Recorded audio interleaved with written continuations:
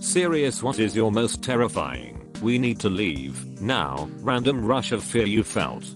My car was stolen the very night I moved into my new house in a very good neighborhood. The neighbors had warned us that the neighborhood was being targeted at the time. They mentioned a woman around the corner that opened the door for knockers in the middle of the night, and they attacked her and robbed her and almost killed her. We had reported the car stolen and did the police reports when it happened. Well, 2 nights later in the middle of the night I hear a knock on the door and they said open up, it's the police. Well, since I had heard the story about the other lady, I was suspicious and did not answer.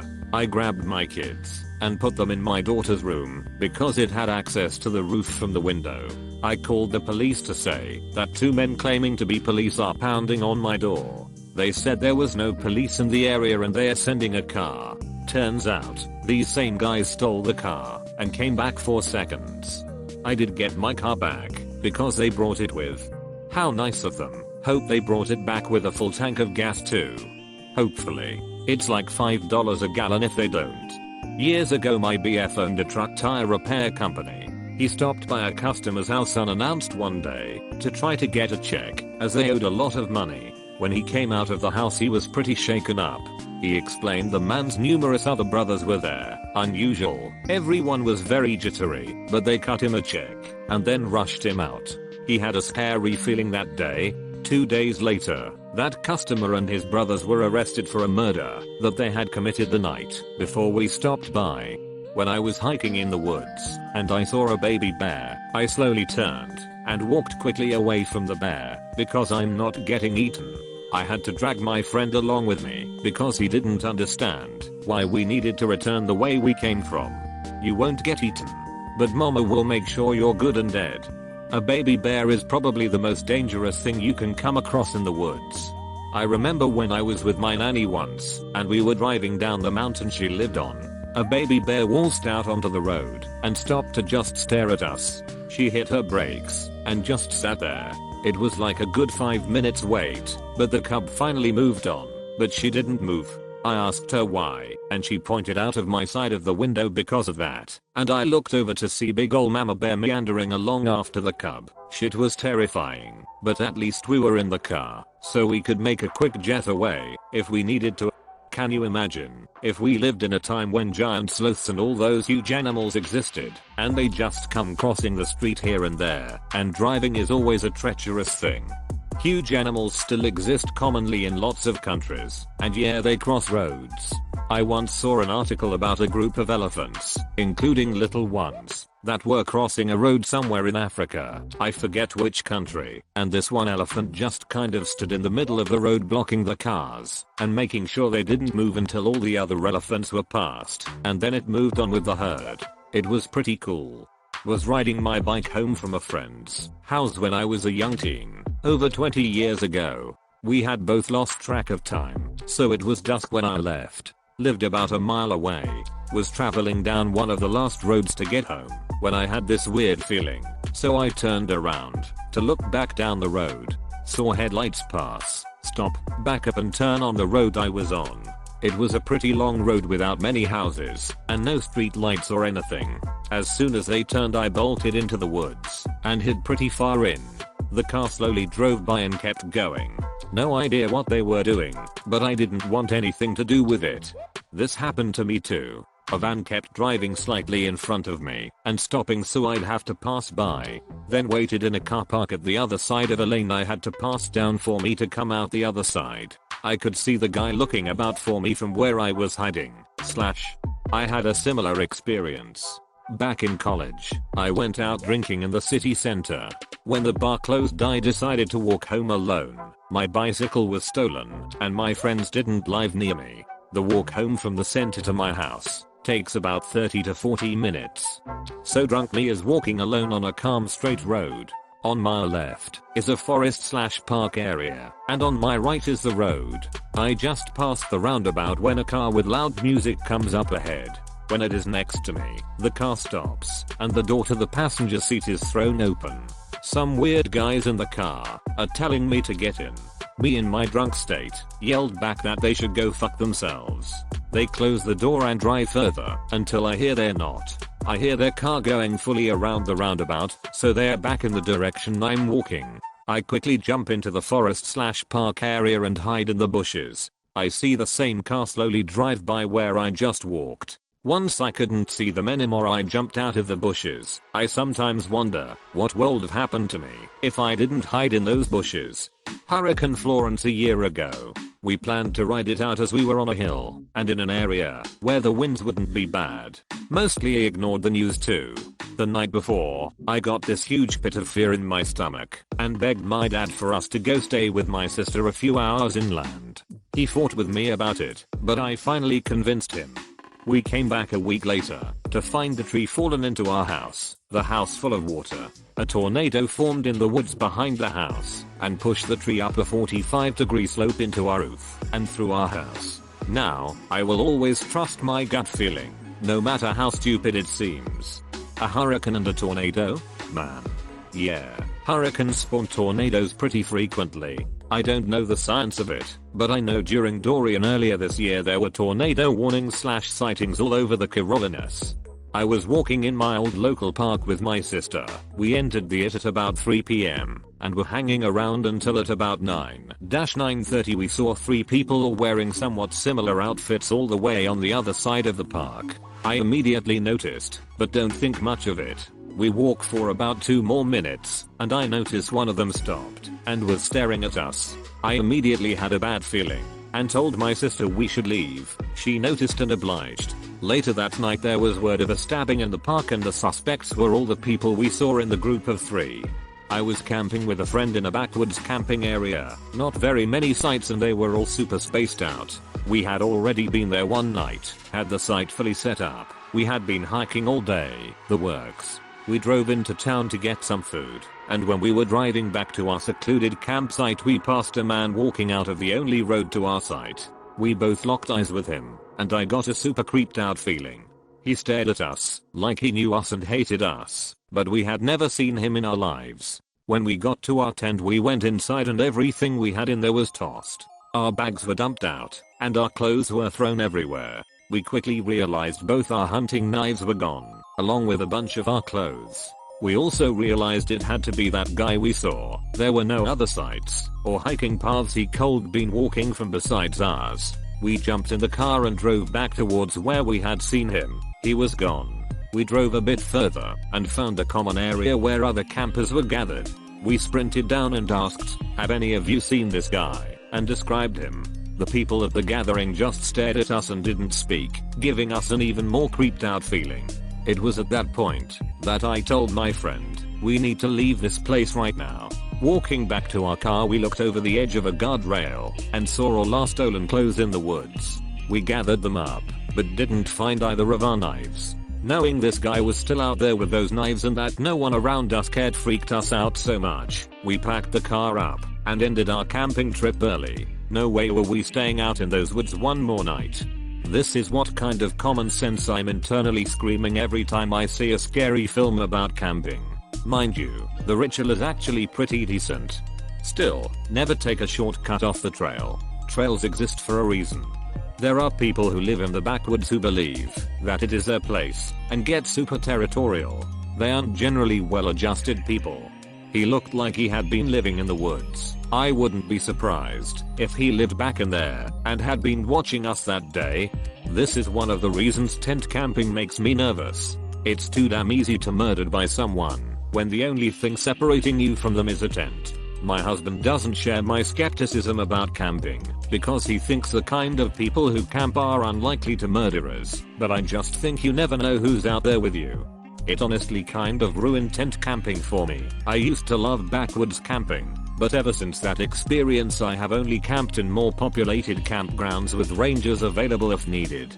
Was once at summer camp and was walking to the beach. It's like a 5-minute walk from the cabins we were staying in, and the path to get there is made of sand and surrounded by trees. We were supposed to go in partners but mine dipped anyways. I was walking for probably about 2 minutes and I hear leaves crunching in the trees beside me. So I look over and what I see is none other than a brown bear cub lugging a tree, I think, that everyone knows that where there's a cub, there's a mama. This bear starts making bear noises. I just about shat my pants and bolted out to there. Ate it. Thank you for my first silver kind stranger. Never in my 14 age of redditing have I been shown such kindness. Close bracket.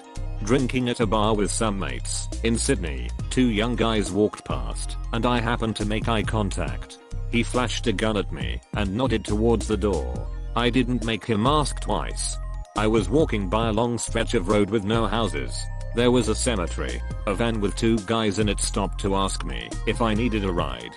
This was in the late 90s, so it's not like hitchhiking was legal. I'm all, no thanks, I'm nearly home. They wouldn't budge. They kept following me with the windows down, kept saying, "Come on, just get in." At some point they just stop, and they start getting out. I was just a teen, and they were clearly 20 something. I just took off running. I must have sprinted half a mile to get to an alley and hid by the nearest building near the road. I waited about 15 minutes before moving on to make sure they had given up so they wouldn't follow me home. I was at a party my freshman year of college and some seedy people were present. The night was getting very tense, but no fights or anything happened. As the night went on it became very clear to me something was going to happen. I told my friend it was time to leave. No more than 5 minutes after we left someone was stabbed and the stabber was shot. WTF, where did you go to college? I was at a national park on vacation. The layout was kinda like a crater with a rim you can walk under almost all the way around.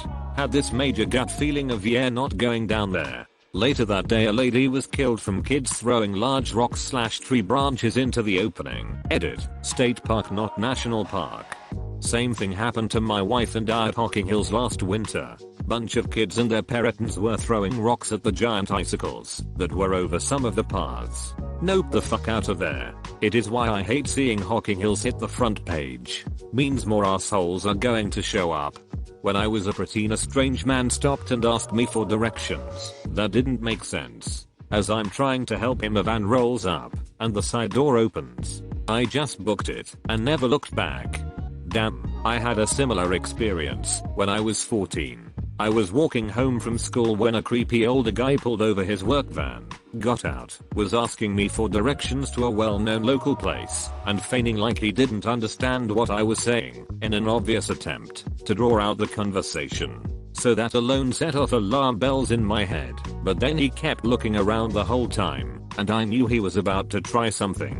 Some lady happened to be walking from her house to her car, so I yelled out, "Hey mom, can you come here and help give this guy directions?" Surprisingly, the lady actually came over, and as she did, she yelled something like, "Your father and your big brothers will be out in a minute. Are you ready to go?" He looked panicked, quickly got back into his car and took off. Once he left, that lady told me she knew what was up and made sure I was okay before letting me use her phone to call the cops. Turns out I wasn't the only girl he tried to lure/abduct. My faith in humanity was both damaged and restored that day. That lady is a hero. Definitely when my town got hit with the worst firestorm we've ever had in 2017. Thomas Fire. We knew there was a fire somewhere, maybe another town. We weren't too worried. The power is beginning to go spotty, and the winds are howling outside. Then my roommate gets a call from a friend on the other side of town. "My house is on fire. You guys need to pack a bag." After the call was over the power went out and stayed out. So we packed our bags, and I start to hear little blinks against the roof, almost like rain. But it isn't rain. It's just ash. Not 15 minutes had gone by, and I look outside. We lived by a large hill only 2 blocks away, and it was burning. It got there so fast. I got back inside and tell my roommates we have to leave right away. This is when our neighbors started wigging out too. We had to then capture our 3 very scared and confused cats. It was so crazy to drive away and see only blackness ahead of you, but in your rear view mirror only flames. Our neighborhood/home ended up being spared. However, many of my friends who lived closer to the mountains were not so lucky. Whether in America, West, fire, Midwest, tornadoes, East, hurricanes, no one is safe. Was on a second date with a guy who wanted to stop at his house to grab something and invited me in. He was super hot, but I wasn't feeling comfortable with him for a reason I couldn't put my finger on. We get to his house, and it was just creepy. He was well off, and the house itself was gorgeous, spotless, and totally sterile. Nothing on the walls, every surface empty. No books, no CDs, nothing. I asked how long he'd lived there, and he said, 5 years. While he was in the kitchen, he then asked me to go into his room, grab something, keys I think, from the top drawer in his dresser. I got the coldest chill up my spine, and immediately stepped closer to the front door. There was no way I was letting him come between me and the exit. He asked me again to go to his room, and I laughed and said, "No dude, I'm hungry, let's go." He asked one more time, visibly annoyed at this point, and I proceeded to pretend that I was a bitchy stupid girl and made a fuss about being hungry and what the hell was taking him so long. He was pissed. So I walked out of his house down the sidewalk and made him follow me. We got to the car, and I kept pretending to be a bitchy clueless chick and demanded he take me home. He did, in cold furious silence. Then, when he stopped the car in front of my place, he grabbed my face to kiss me goodbye. He bit my lip so hard I was bleeding, and he reached under my shirt and twisted my nipple. I luckily got him off me, falling out my door, and ran inside to the sound of him laughing. I ended up with a bruised face and nipple, cut lip, and was scared that he knew where I lived, but I still feel like I survived a legit serial killer. While babysitting, I heard the sound of glass being scraped with something metal, and immediately hid the children in a walk-in closet. I called the police and very nearly escaped being robbed or worse. The way you reacted saved many lives. Good job. I'm sorry that happened. Unfortunately, it's extremely common in my state. It's never happened to me, but I have about 5 guns in my house in case it does. While I never joined up, I was training for the Marines for a while, so I have some training, even though a real Marine would kick my ass. Anyway, come one night, I'm on my computer at 3 AM. Couldn't sleep, insomnia, when I hear 3 very solid knocks on my window. That's 7 feet up. I don't hallucinate. I'm always a very sound mind. There was nobody outside and there are no trees near it. There's a fence anyway, so I heard the bells all around the fence. I also have 2 dogs in that fence. They have a full built shed with lights, heat, cooling, etc. They were inside the shed shaking with fear. I felt the worst urge in my entire life to run away, but I grabbed my AR-15 and made sure my dogs were safe. Fuck that.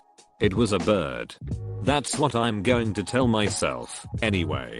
Yep, though if at all possible try the police station before the fire station, as there's a possibility that the fireman could be out on a call. Edit. I looked it up and apparently some rural police stations close after 5. In those cases it might be better to go to a fire station. Other tips: if you believe you are being followed, make 4 right turns. There's no reason for someone to follow you through what is essentially a circle, so if they do, it's a sign that you're the target. It might also cause them to grow bored, or realize that you know what's happening, and give up the chase. Do not make eye contact or otherwise try to communicate with the driver. They can have any number of motives for following you, such as anger or the feeling of excitement stalking gives. Giving them feedback might encourage them to continue. Do not antagonize them further, especially in America. You never know who has a gun and is insane enough to use it. Try to make a note of what the car looks like. If there's someone else in the car, have them try and write down their license plate. Under no circumstances should you leave your car or go back home while being followed. The car offers protection and a way to quickly leave the situation. Going home is really tempting, but be aware that it puts you in a very vulnerable position. Avoid cul-de-sacs, dead ends, and empty roads. Busy roads with a lot of cars passing by are your friend, as are town centers. Remember, it's a lot harder to murder you if there are 30 people watching. GPS can be a very big help here. Stay calm, and remember there's no shame in calling the police if you reasonably believe that you're being followed.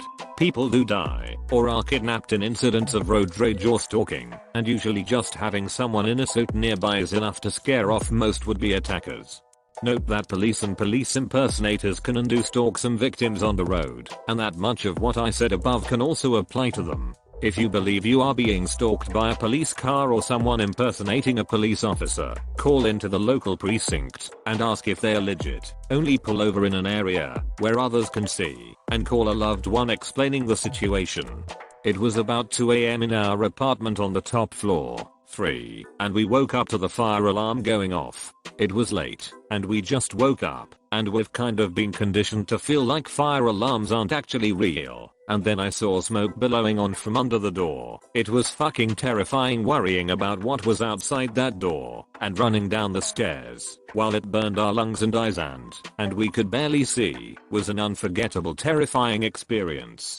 I will remember this and try to take fire alarms more seriously. Please do. No one wants to grab their important stuff / pets / whatever and go outside when the fire alarm is going off, especially in the middle of the night, but you really never know. Better safe than sorry. Fire is no joke. House fires are fucking terrifying. About 5 years ago I fell asleep on the couch and woke up to an inferno on my front porch. Lost a lot of my hair and beard on the left side of my face getting out the back door because I had to get so close. Luckily my wife and roommate got out, but we only got 2 of the 3 dogs out. I'm very sorry about your dog.